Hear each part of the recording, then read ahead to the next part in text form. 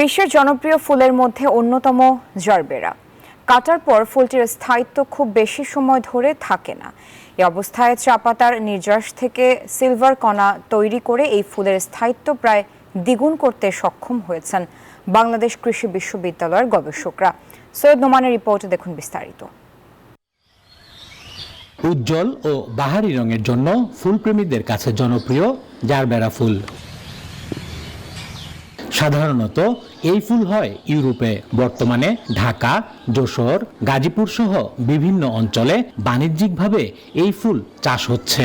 তবে এই ফুল কাটার পর স্থায়িত্ব হয় খুব কম।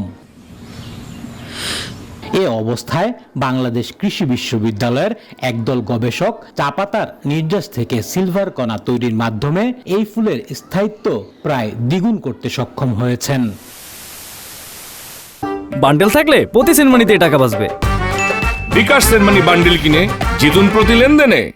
গবেষকরা বলছেন, ফুলের জীবাণুর বিস্তার রোধে সিলভার ন্যানোকণা পানির শোষণ বাড়িয়ে দীর্ঘ সময় ফুলকে সতেজ রাখতে সাহায্য করে। চা পাতার নির্যাস থেকে পরিবেশ বান্ধব উপায়ে সিলভার ন্যানোকণা তৈরি করতে আমরা ল্যাবরেটরিতে সফল হয়েছি এবং এটার খুবই অল্প মাত্রায় ফুলের ভাস সলিউশনে ব্যবহার করে দেখা গেছে যে ফুলের জীবনী 62%-এরও বেশি বৃদ্ধি পায়। এ গবেষণায় নেতৃত্ব দিয়েছেন ফসল উদ্ভিদ বিজ্ঞান বিভাগের অধ্যাপক ডক্টর মোহাম্মদ আলমগীর হোসেন। তিনি মনে করেন, ব্যবসায়ী ও খামারি পর্যায়ে এ উদ্ভাবন পৌঁছানো গেলে বাণিজ্যিকভাবেও লাভবান হবে উভয় পক্ষ।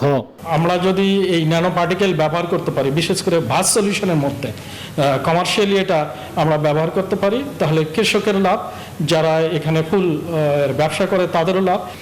কিন্তু এটা কমার্শিয়ালি যদি এই প্রোডাক্ট নিয়ে আসতে চাই, সেই ক্ষেত্রে আসলে এনজিও এবং নন এনজিও গভর্নমেন্টের হেল্প দরকার।